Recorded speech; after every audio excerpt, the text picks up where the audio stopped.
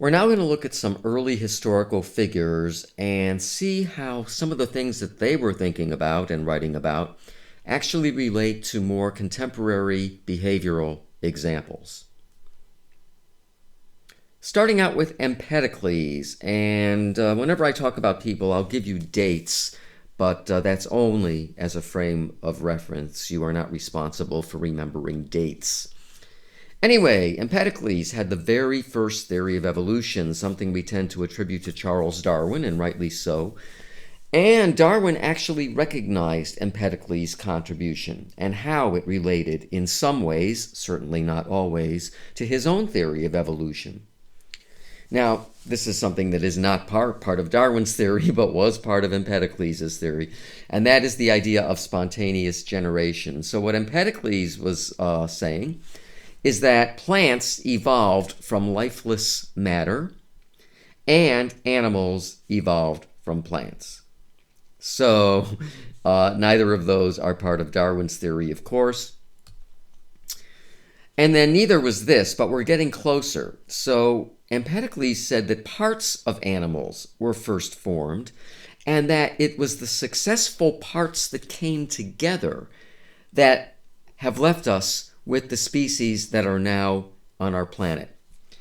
And so that kind of relates to what Darwin was talking about in terms of some of the concepts like adaptation and natural selection. So there are some components here that are found in Darwin's theory of evolution, which is why he acknowledged Empedocles' contribution. So the parts that Darwin, of course, talked about was adaptation. So the successful organisms are the ones that will survive to reproduce. In other words, the concept of survival of the fittest, which, by the way, was coined by the British philosopher Herbert Spencer. And again, Darwin gave him full credit for the phrase. But Darwin certainly used it in his theory of evolution. And of course, put all that together and you're dealing with Darwin's concept of natural selection. So we'll talk about Darwin in another segment in much more detail. But it all goes back to Empedocles. Xenophon was an Athenian general, and he wrote two books that relate to a variety of behaviors that people are studying to this very day. One book is called Synageticus, and I think that's kind of the more influential one, and the other one was Hippocrates. So I'm going to spend a little bit more time with Synageticus, and then I'll just mention what Hippocrates was all about. So Synageticus roughly translates to about hunting. It was meant to be a practical guide, a user manual of sorts for hunters, because hunters need to know two things if you're going to be a successful hunter. You need to know about the behavior of the animals you're hunting so that you can hunt them more efficiently. And at the same time, you got to make sure that you understand their own aggressive tendencies so that you, as the hunter, do not now become the hunted by the prey that you're trying to hunt. Because there were various social mores in place at the time that hunters had to follow. You just couldn't go around just slaughtering things. You had to follow certain rules of etiquette in terms of hunting. And some of those could have put you at jeopardy if you're not keenly aware of when an animal is about to, say, charge at you or something like that. So basically, yes, he was dealing primarily with anti-predator behavior in animal behavior and how hunters as the predators could better obtain their prey. So let's look at some current examples of the kind of anti-predator and predatory behaviors that people have been looking at.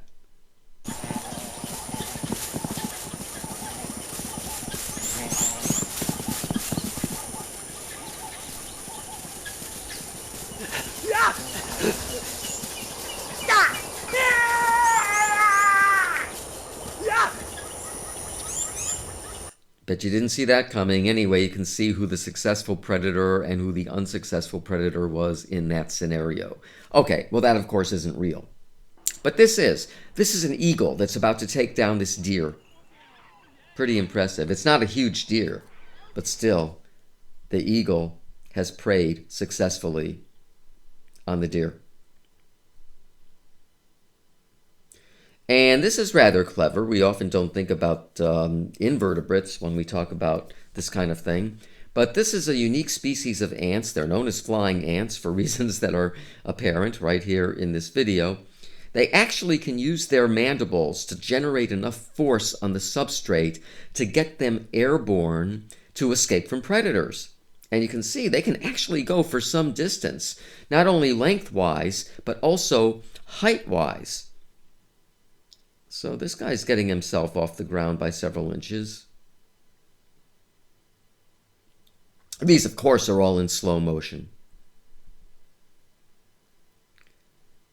But a successfully evolved anti-predator strategy in this particular species of ants. And you can imagine they must have some very powerful mandibles to generate that much force. And of course, they do.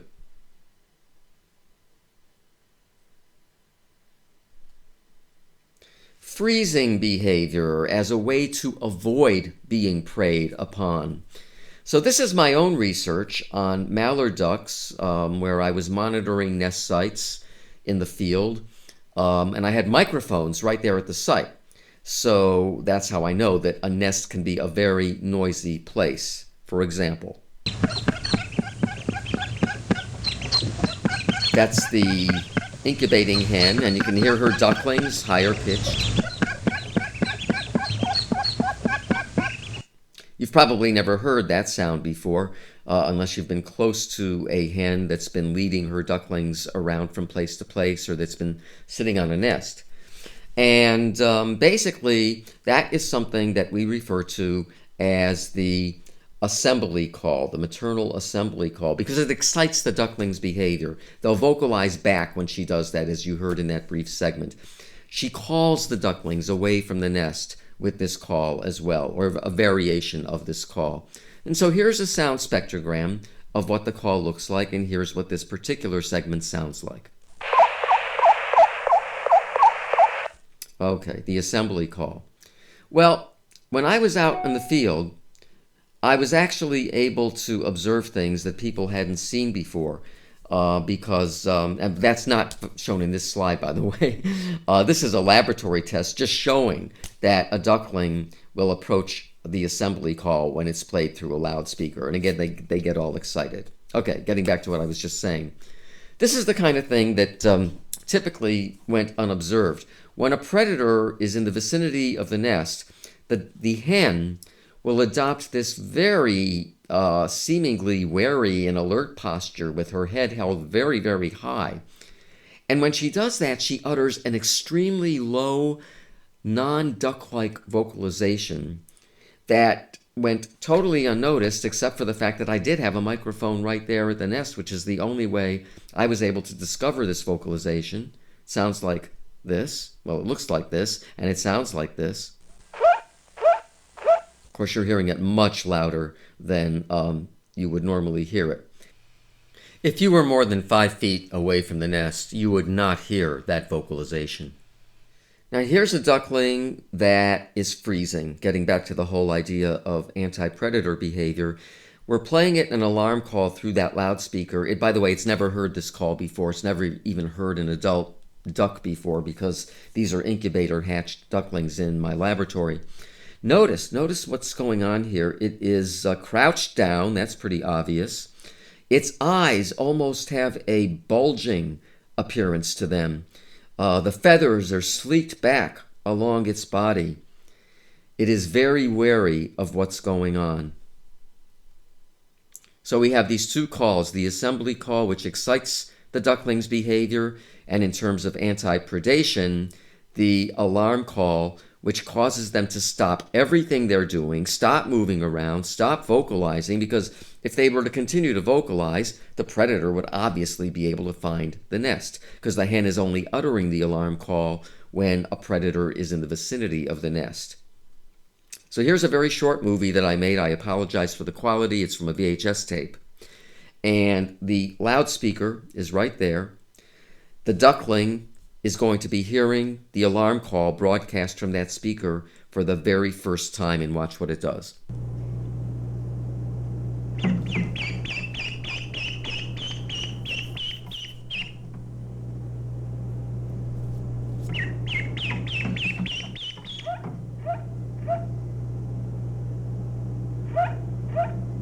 Instantly stops. Stops moving, stops vocalizing. And it'll stay that way as long as that sound is playing. Now, in the field, if that predator is still around, the hen won't be uttering that continuously like that. She'll be doing it off and on. And as long as she's doing it off and on, the ducklings will remain frozen. And it's only when the predator leaves that she'll stop doing that. And then the ducklings will come out of this frozen type state. Now, this is a phenomenon called tonic immobility.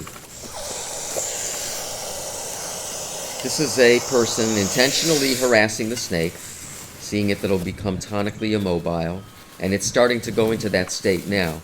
I mean, their first line of defense, this is an eastern hognose snake. They're not poisonous. I mean, they can bite, but they're not poisonous. First line of defense is to flatten their head to make them look like a poisonous snake, but they're not. So that's a ruse on their part. But now it's starting to become tonically immobile. It falls over on its back. The person is, by the way, that's not me doing that. The person is intentionally harassing it to see if it'll continue to attempt to become tonically immobile, and it will. Notice the mouth is open as if it's dead. It's far from dead, believe me. At this point, it's mimicking death so well it's not even attempting to bite the guy's finger. Perfect tonic immobility.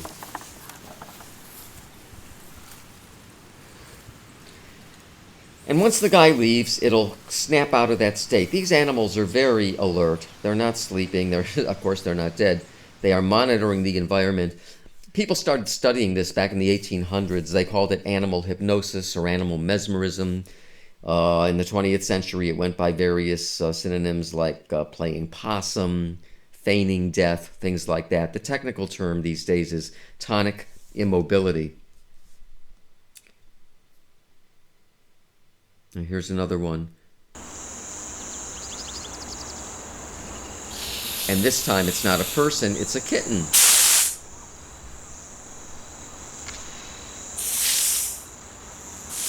So that's the first line of defense.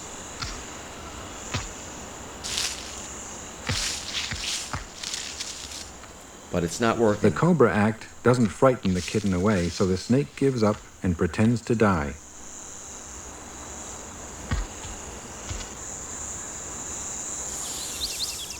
The kitten seems to lose all interest.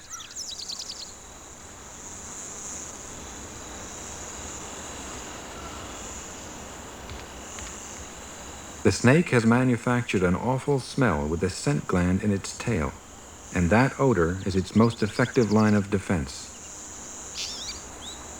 The cat finally decides to leave the snake alone. In fact, the smell is so bad, it attracts flies. When the kitten is gone and the coast is clear, the perfectly harmless snake revives and rights itself.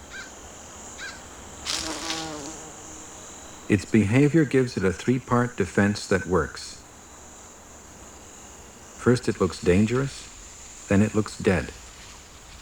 Only as a last resort did it abandon play acting, and like a skunk, drive the kitten off with a foul smell. Yeah, the odor is only going to occur if the predator persists in messing with the tonically immobile animal. There's even another species of snake, I forgot the name of the species, that actually, as part of its tonic immobility routine, has blood dripping out of its mouth. It's just a special adaptation to give it an even more like a more death-like appearance. So here's a tonically immobile chicken. So this is like in a laboratory, and this can be induced by an experimenter simply by gently holding the animal down for about 20 seconds. If it is going to become tonically immobile, because not all individuals will, some will struggle and put up a fight. But if it is, it'll probably be tonically immobile within about 20 seconds. And it doesn't have to be on its back, by the way. It can be on its stomach, it can be on its side, doesn't matter.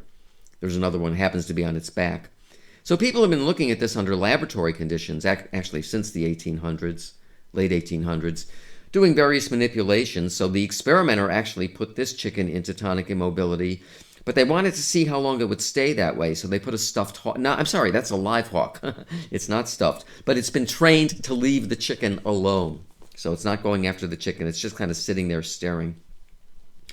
Actually, what they found was they didn't even have to have that present to keep the animal in a state of tonic immobility.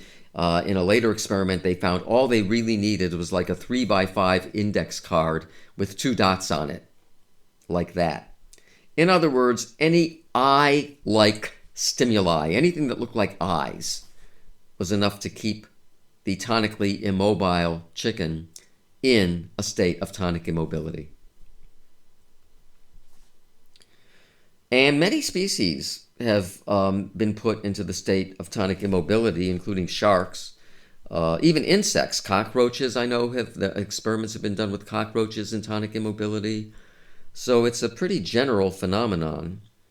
And if you want to try it at home, I absolutely don't recommend doing it with a shark.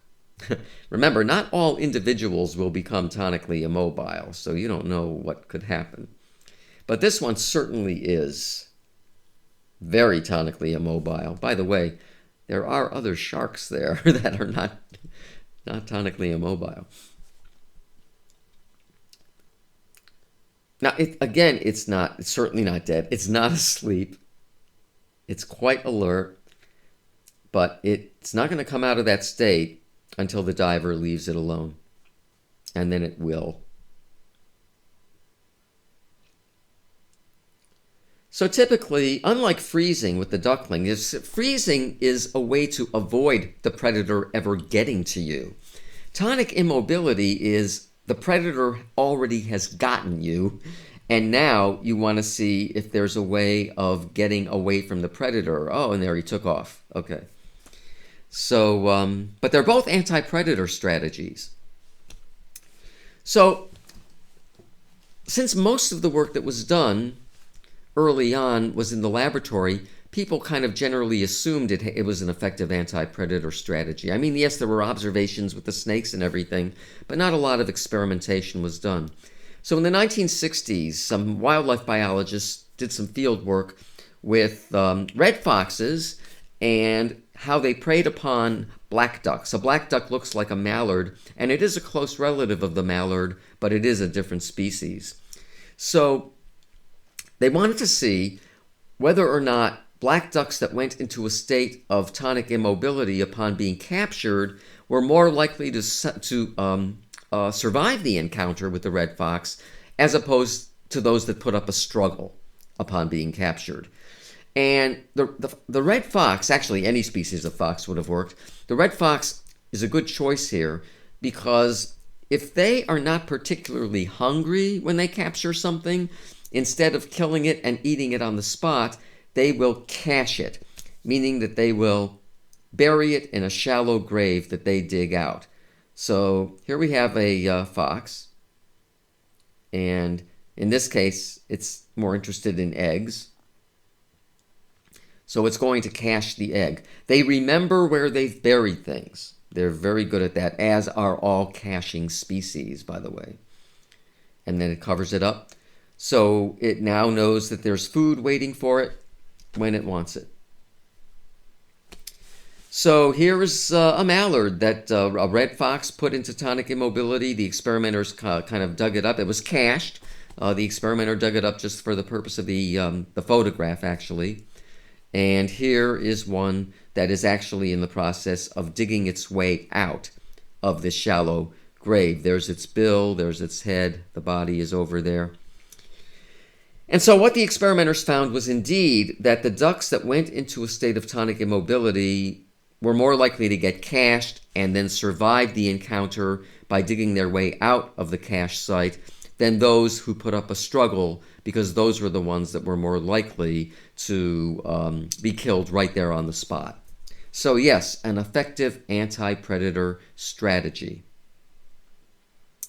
As is this. This is a rather unique situation. The regal horned lizard actually squirts blood. This is not like the dripping blood of the snake that I had mentioned earlier. This is actual squirting from a special gland in its in the area of its eye. It's really not squirting it out of its eye. It's not part of the visual system. But there's a special gland there that it will squirt on a predator to try to drive the predator away. And I guess not all predators like to have blood squirted on them. And this is one that does not. So it's going to go away. So another effective anti-predator defense. The lizard is a bad animal because when you hit it with your paw, the tail will come off and keep wiggling, and the lizard will get away. Which is true. Yes, it's a good anti-predator strategy for lizards who can actually detach their tails if something happens to catch their tail. The trick here is the tail part has to keep wiggling. If it doesn't, then the predator will pursue the lizard and not be attracted to the tail. And so some experiments were done showing that indeed, if the tail wiggles, the lizard is much more likely to survive that encounter. It'll have enough time to run off while the predator is attracted to the wiggling tail. But if it doesn't wiggle, then the lizard is more likely to not survive because the predator will immediately go after it. So again, Synageticus, sort of a guide for hunters. There were certain mores in effect at the time, as I mentioned earlier. So they had to follow these rules, these procedures, and they had to know what to watch for so that they themselves would avoid being preyed upon by whatever it was they were hunting. Now, this guy's having a very bad day. The guy that's photographing this, you would think he'd help out, or maybe he's smart to just stay as far away from that animal as possible. Anyway, Synageticus. Is this guy going to get away? It doesn't look good. Oh, okay. I think he survives this encounter, maybe not unscathed, but I'm pretty sure he survived. Okay, now that second book, Hippike, translates to about horsemanship. And it was sort of like a foreshadowing of the whole area of learning and conditioning type experiments, which with animals really, they didn't begin in the late 1800s, but they became more prominent in the late 1800s. So this is the kind of thing that